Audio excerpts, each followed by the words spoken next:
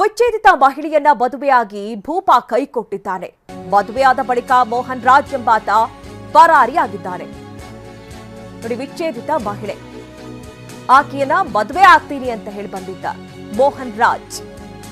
ಈಗ ಮಗು ಆದ ನಂತರ ಆತ ಎಸ್ಕೇಪ್. 36 ಲಕ್ಷ ರೂಪಾಯಿ ಪಡೆದು ಮಹಿಳೆಗೆ ದೋಖಾ ಮಾಡಿದ್ದಾನೆ ಎನ್ನುವಂತಹ ಆರೋಪ. ಬನಶಂಕರಿಯ ಪೊಲೀಸ್ ಠಾಣೆಯಲ್ಲಿ ಸಂತ್ರಸ್ತೆ ಈ ಬಗ್ಗೆ ದೂರು ಕೊಟ್ಟಿದ್ದಾರೆ. ಮೋಹನ್ ಬಳಿ ಕೇಳಲು ಹೋದ್ರೆ ಬೆದರಿಕೆ ಮಾಡ್ತಾ ಇದ್ದಾನೆ ಅಂತ ಆರೋಪ.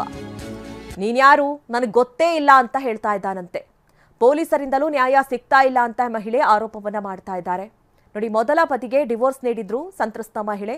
10 ವರ್ಷಗಳ ಹಿಂದೆ ಮಹಿಳೆಗೆ ಮೋಹನ್ ಪರಿಚಯವಾಗಿತ್ತು. ಮೊದಲ ಪತಿಗೆ ಅವರು ಡಿವೋರ್ಸ್ ನೀಡಿದ್ರು. ಈ ಮೋಹನ್ ರಾಜ್ ಪರಿಚಯ ಆಗಿರೋದು 10 ವರ್ಷಗಳ ಹಿಂದೆ. 2021ರಲ್ಲಿ ವಿಚ್ಛೇದನ ಆಗಿತ್ತು. ಅದಾದ ನಂತರದಲ್ಲಿ ಮನೆ ಕಟ್ಟಿ ಜೀವನವನ್ನ ಶುರು ಮಾಡೋಣ ಅಂತ ಹೇಳಿ ಮೋಹನ್ ರಾಜ್ ಈ ಸಂತ್ರಸ್ತ ಮಹಿಳೆ ಜೊತೆ ಕತೆ ಕಟ್ಟಿದ್ದ. ಚಿನ್ನಾಭರಣ ಸೇರಿ 36 ಲಕ್ಷ ಪಡೆದು ವಂಚನೆ ಮಾಡಿದ್ದಾರೆ ಎನ್ನುವಂತಹ ಆರೋಪ. 2022ರಲ್ಲಿ ವಿಚ್ಛೇದಿತ ಮಹಿಳೆ ಜೊತೆ ಮೋಹನ್ ವಿವಾಹ. 2023ರಲ್ಲಿ ಒಂದು ಹೆಣ್ಣು ಮಗುಗೆ ಜನ್ಮ ನೀಡಿದ್ರು. ಈಗ ಆತ ಎಸ್ಕೇಪ್ ಆಗಿದ್ದಾನೆ.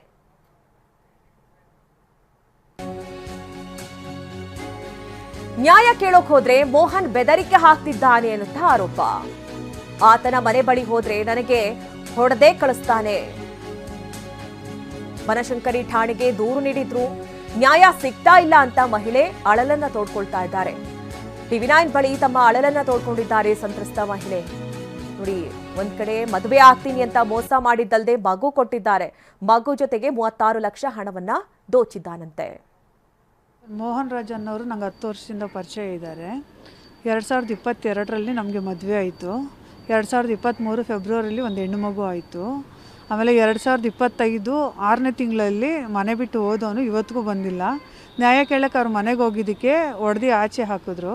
ಕಂಪ್ಲೇಂಟ್ ಕೊಟ್ಟರೆ ನನಗೆ ಯಾವುದೇ ರೀತಿ ಎಲ್ಲೂ ನ್ಯಾಯ ಸಿಗ್ತಾ ಇಲ್ಲ ಸರ್. 4 ಕಂಪ್ಲೇಂಟ್ ಕೊಟ್ಟಿದ್ದೀನಿ. 4 ಕಂಪ್ಲೇಂಟ್ ಕೊಟ್ಟರು ಕೂಡ ಪೊಲೀಸವ್ರು ನನಗೆ ಹೇಳ್ತಿದ್ದಾರೆ, ಇನ್ನೊಂದ್ಸಲಿ ಕಂಪ್ಲೇಂಟ್ ಕೊಡೋಕ್ಕೆ ಬಂದರೆ ನಿನ್ನನ್ನು ಎತ್ತಿ ಒಳಗಡೆ ಹಾಕ್ತೀನಿ, ಬರಬಾರ್ದು ಅಂತ ನನಗೆ ಹೆದರಿಸ್ತಾ ಇದ್ದಾರೆ ಸರ್. ಮೋಹನ್ ಅವರು ನಾವು ಎಲ್ಲ ಒಂದೇ ಏರಿಯಾದಲ್ಲೇ ಇರೋದು. ನನ್ನ ಬಗ್ಗೆ ಅವ್ರಿಗೆ ಎಲ್ಲ ವಿಚಾರನೂ ಗೊತ್ತಿದ್ದು ಕೂಡ ನಿನ್ನ ಜೊತೆ ಚೆನ್ನಾಗಿದ್ದು ಬಾಳೆ ಮಾಡ್ಕೊಂಡು ಹೋಗ್ತೀನಿ ಅಂತ ನಂಬಿಸಿ ಮದುವೆ ಮಾಡ್ಕೊಂಡಾದಮೇಲೆ ನನ್ನ ಹತ್ರ 36,60,200 ರೂಪಾಯಿನ ಒಡವೆ ಮೂಲಕ ಅಡ ಇಟ್ಟು ಲೋನ್ಗಳು ಈಸ್ಕೊಟ್ಟು ಆಮೇಲೆ ಈ ಬ್ಯಾಂಕ್ ಟ್ರಾನ್ಸಾಕ್ಷನ್ GPay ಮೂಲಕ ಎಲ್ಲ ಕಳಿಸಿದ್ದೀನಿ ನಾನು.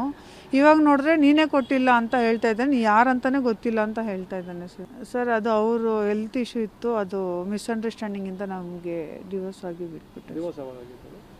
ಅದು 2021ರಲ್ಲಿ ಅವರೇ ಕೊಡಿಸಿದ್ದು ಡಿವೋರ್ಸ್. ಆಮೇಲೆ ಇವ್ರು ಇದ್ಕೊಂಡು ನಮ್ಮನೆ ಹತ್ರನೇ ಇರೋದ್ರಿಂದ ನನ್ನ ಬಗ್ಗೆ ಎಲ್ಲ ಗೊತ್ತಿರೋದ್ರಿಂದ ನಿನಗೆ ಲೈಫ್ ಕೊಡ್ತೀನಿ, ಮಗುನ ಚೆನ್ನಾಗಿ ನೋಡ್ಕೊತೀನಿ ಅಂತ ಒಪ್ಪಿಸಿ ನಂಬಿಸಿ ಮದುವೆ ಮಾಡಿಕೊಂಡು ನನ್ನ ಮಗನಿಗೂ ಹೊಡೆದು ಟಾರ್ಚರ್ ಮಾಡೋನು ಸರ್. ಆವಾಗ ನನ್ನ ಮಗುನ ನಮ್ಮ ಅಮ್ಮನ ಹತ್ರ ಜಾಸ್ತಿ ಬಿಡ್ತಾ ಇದ್ದೆ. ಈ ಮಗುಗೂ ಹೊಡಿತಾನೆ ಸರ್. ಹೆಣ್ಣು ಮಗು ಅಂದರೆ ಅವ್ನಿಗೆ ಇಷ್ಟ ಇಲ್ಲ. ತುಂಬ ಸಲ ಹೇಳಿದ್ದಾನೆ ಅವನು. ಮಕ್ಕಳೆಲ್ಲ ಬೇಡ ಅಂತ ತುಂಬ ಟಾರ್ಚರ್ ಮಾಡ್ತಾಯಿದ್ದೆ. ಹೆಣ್ಮಗುನೇ ಬೇಡ ಅನ್ನೋ ಮೈಂಡ್ ಸೆಟ್ಟಲ್ಲಿ ಇದ್ದ ಸರ್. ಇಲ್ಲ, ಮದುವೆಗೆ ಮುಂಚೆನೂ ಆಗಿದೆ, ಮದುವೆ ಆದಮೇಲೂ ಆಗಿದೆ ಸರ್. ಹಾಂ ಸರ್. ಊಟದಲ್ಲೆಲ್ಲ ಹಾಕಿ ಕೊಟ್ಬಿಡೋನು ಸರ್. ನಾನು ಅದು ಕಣ್ಣಲ್ಲಿ ನೋಡಿದೆ. ಅವನು ಮಗು ಜೊತೆ ಆಡಬೇಕಾದ್ರೆ ಅವ್ನ ಫೋನು ನನ್ನ ರಿಂಗ್ ಆಯಿತು ಅಂತ ತೆಗ್ದು ನೋಡಿದೆ. ಅವು ಬೇರೆ ಹುಡುಗಿ ಜೊತೆ ಅವನ ಹತ್ರ ಸಂಬಂಧ ಇದ್ದಿದ್ದು ಫೋಟೋಗಳೆಲ್ಲ ನೋಡಿದ ತಕ್ಷಣ ಅವನ್ನ ಕೇಳಿದ ತಕ್ಷಣ ಫೋನೇ ಕಿತ್ಕೊಂಡು ಹೊಡೆದಾಕ್ಬಿಟ್ಟ.